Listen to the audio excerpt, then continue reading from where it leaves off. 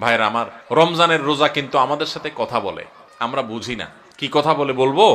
ভাইরা আমার, রমজানের রোজা আমাদেরকে বার্তা দেয়, মেসেজ দেয়। কি মেসেজ দেয়, কি বার্তা দেয়? রমজানের রোজা বলে যে দেখো, তুমি আমাকে ধারণ করে অর্থাৎ রোজা রেখে সিয়াম পালন করে তুমি খাও না, পান করো না, যৌনাচার করো না। কেন করো না? আল্লাহর ভয়। সওম বা সিয়াম বা রোজা এটা আমাদেরকে বিরত থাকা শিখায়। কিভাবে বিরত থাকা শিখায়? আপনি রোজা রাখছেন, খুব ক্ষুধা লাগছে, খানাও আছে। রোজা রাখছেন, খুব পিপাসা লাগছে, আবার খানাও আছে, পানিও আছে সামনে, মানুষ খায়। তখন এই যে ক্ষুধাও আছে, আবার সামনে খাবারও আছে, কিন্তু সে খাচ্ছে না, তাহলে সে কি করলো? বিরত থাকলো। আচ্ছা, আপনারা বলেন, রমজান মাসে আমরা যে খাই না বা পান করি না রোজা রেখে, আমাদের বাসা যে খাবার থাকে হালাল খাবার, কোনো চোরাই টাকা দিয়ে কিনা না, রতের কামাই করা, পরিশ্রম করে উপার্জন করে আপনি কামাই করছেন, সেই কামাই করা টাকার খাবার আপনার ঘরে আছে, আপনি এক বোতল পানি দোকান থেকে কিনে আনছেন, সম্পূর্ণ হালাল। কিন্তু এই হালাল খানাটা পর্যন্ত রমজান মাসে দিনের বেলায় খাওয়া যাবে কি যাবে না? রোজা রেখে এই হালাল খানাটাও খাওয়া। যেই রমজান মাসে আল্লাহ তাআলা দিনের বেলায় হালাল খানাটা পর্যন্ত খাওয়া নিষেধ করে দিয়েছেন, তাহলে সেই রমজান মাসে রোজা রেখে আপনি যদি মিথ্যা কথা বলেন, হারাম কথা বলেন, গালিগালাজ করেন, মন্দ কথা বলেন, মিথ্যা কথা বলেন, তাহলে সেটা কত বড় জঘন্য অপরাধ হতে পারে আপনি চিন্তা করেন। যে রমজান মাসে দিনের বেলায় হালাল খানা পর্যন্ত আল্লাহ তাআলা সেখান থেকে বিরত থাকতে বলছেন, তাহলে হারামগুলো থেকে বিরত থাকার গুরুত্ব কত বেশি।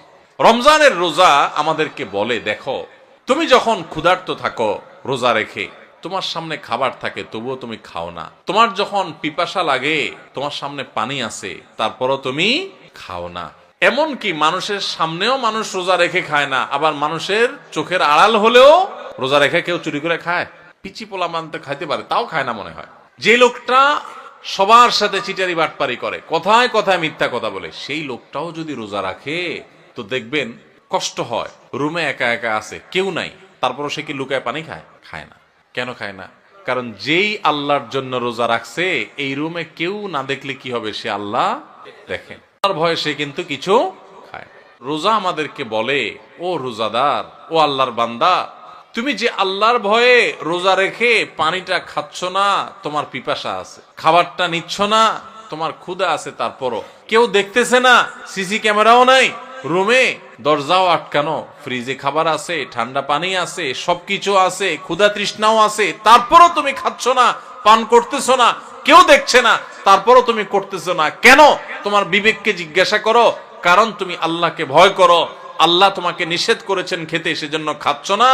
তো তুমি যখন মোবাইলে হারাম জিনিস দেখো, তুমি যখন কারোর হক নষ্ট করো, তুমি যখন কারোর ক্ষতি করো, তুমি যখন একটা গালিগালাজ করো, তুমি যখন কারোর পিছনে সমালোচনা করো, তুমি যখন নামাজ পড়ো না, তুমি যখন গুনাহের কাজ করো, তুমি যখন খারাপ কাজ করো, তখন তোমার বিবেক কেন জাগে না?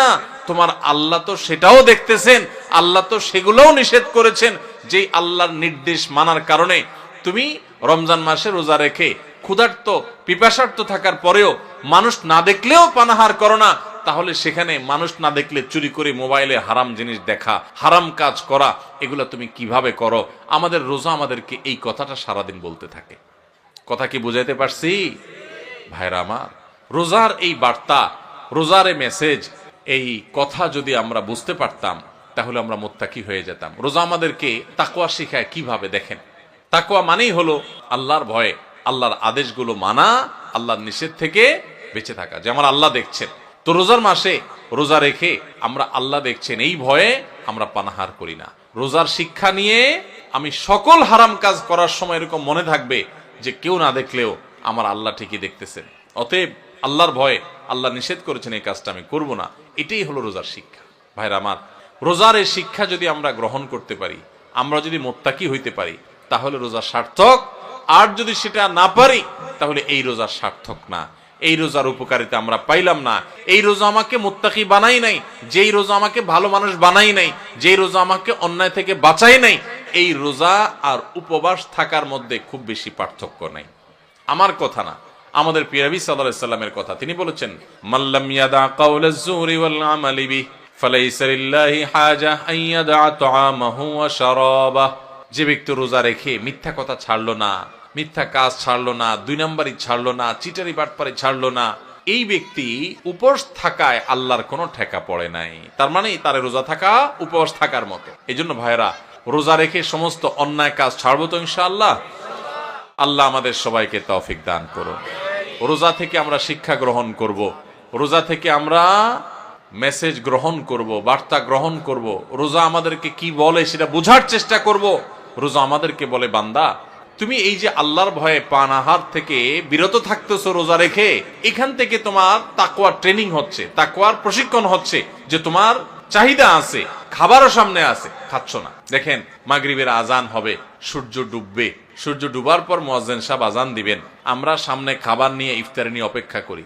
সবার ক্ষুধা থাকে, তাই না? এই যে ক্ষুধার্ত অবস্থায় সবার সামনে খাবার আছে, সবগুলো মানুষ যদি রোজাদার থাকেন, কেউ কিন্তু খাবার খায় না, খায়? সবাই বসে আছে। কিসের জন্য? কিসের অপেক্ষা বসে আছে? আল্লাহর নির্দেশ হবে, সূর্য ডুবলে তখন খাওয়া যাবে, আল্লাহর পারমিশন হবে, এটার জন্য কি করতেছে? সে বসে আছে। আল্লাহু আকবার। এখান থেকে শিক্ষা নেই আমরা। আমার সামনে যখন কোনো টাকা পয়সা কামাই করার সুযোগ আসবে, আপনি একজন দোকানদার মানুষ, দোকানদারি করেন, আপনি দোকানদারি করার সময় আপনি চিন্তা করবেন, আমি আমার কাস্টমার থেকে যে 10টা টাকা নেব, লাভ করব, এখানে আল্লাহর পারমিশন আছে কিনা। আপনি যদি ইন্ডিয়ান মশারির ডালের সাথে দেশি মশারির ডাল মিশায়া বিক্রি করেন এবং সেটাকে দেশি মশারির ডাল বলে বিক্রি করেন, তাহলে এখানে কি আল্লাহর নির্দেশ আছে না নাই? আল্লাহর নির্দেশ আপনার অবৈধ কাজ করার, 2 নম্বরই কাজ করার, প্রতারণা করার, মিথ্যা কথা বলার পক্ষে কি আল্লাহর নির্দেশ আছে? তো আপনার রোজা রেখে এই যে ইফতার করছেন না, কেন করছেন না? খাই ফেলান না, কেন খাচ্ছেন না? কারণ এখনো আল্লাহর হুকুম। তাহলে ওই দোকানদারি করতে গিয়ে আপনি যে 2 নম্বরই করতেছেন, ওইটারও আল্লাহর হুকুম। আপনি এক জায়গায় আল্লাহর হুকুম মানতেছেন, আর জায়গা মানতেছেন না, তাহলে বোঝা গেল আপনি খাঁটি মুসলমান হইতে পারেন নাই। যেই রোজাদার রোজা রাখার পর এই জিনিসটা শিখতে পারছে যে হাইরে, রোজা তো আমাকে বলে যে তুমি আমাকে রাখার পর যেভাবে আল্লাহকে ভয় করতেছো, এখান থেকে ট্রেনিং নিয়ে তুমি সারা বছর সব ক্ষেত্রে আল্লাহকে ভয় করে চলবা। আল্লাহ আমার জন্য হারাম করছেন, আমার কষ্ট হবে, আমার টাকার দরকার, আমার অনেক অভাব আছে, তারপর আমি 2 নম্বর পথে কামাই করব না। আমার অনেক জেদ হয়েছে, আমার অনেক গোস্সা হয়েছে, তারপর মুখ দিয়ে একটা খারাপ কথা বলবো না। আমার গায়ে অনেক জোর আছে, অনেক বাহুতে ক্ষমতা আছে, তারপরে একজনের প্রতি জুলুম করব না।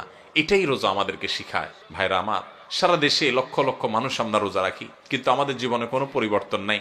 আমরা রোজা রাখি, দুর্নীতি করি, রোজা রাখি, ঘুষ খাই, রোজা রেখে আবার আমরা মিথ্যা কথা বলি, রোজা রেখে আমরা আবার চিটারি বাটপারি করি, রোজা রেখে আমরা আবার মানুষের হক নষ্ট করি, রোজা রেখে আমরা অনেকে গালিগালাজ করি, রোজা রেখে আমরা অনেকে মানুষের অধিকার নষ্ট করি। কারণ ওই যে রোজার মর্ম আমরা বুঝতে পারি নাই। ভাইরে, শুধু ইফতার আর সাহরি খাওয়ার নাম রোজা না, এটাতে রোজার স্ট্রাকচার দাঁড়ায়, কিন্তু রোজা ফাইনাল হয়, কমপ্লিট হয়, ফিনিশিং হয়, পূর্ণাঙ্গতা পায় যদি রোজা রেখে আপনি মুত্তাকি হইতে পারেন, যদি রোজা রেখে আপনি হারাম কাজ ছাড়তে পারেন, যদি রোজা রেখে আপনি খারাপ কাজ ছাড়তে পারেন। নবী করিম সাল্লাল্লাহু আলাইহি ওয়াসাল্লামের সেই হাদিসের দিকে তাকান, তিনি কি বলেছেন? মাল্লাম ইয়াদা কাওলা যুরি ওয়াল আমাল বি, যে ব্যক্তি মূর্খতা সুলভ কাজ ছাড়লো না, মিথ্যা কথা ছাড়লো না, মিথ্যা কাজ ছাড়লো না, গুনাহ এবং পাপাচার এগুলা ছাড়তে পারলো না, ওই ব্যক্তির রোজা রাখা আর উপোস থাকা সমান। তার উপোস থাকায় আল্লাহর কোনো ঠেকা পড়ে নাই। অতএব এই বছরের রমজানে আল্লাহকে সাক্ষী রেখে আল্লাহর সাথে কথা দেয়, আল্লাহ এত বছর রোজা রাখছি, তোমার রোজার মর্ম বুঝি নাই, এই বছর আমি রোজার মর্মটা একটু বুঝে রোজাটা সঠিকভাবে রাখবো। চেষ্টা করা যাবে না ইনশাআল্লাহ?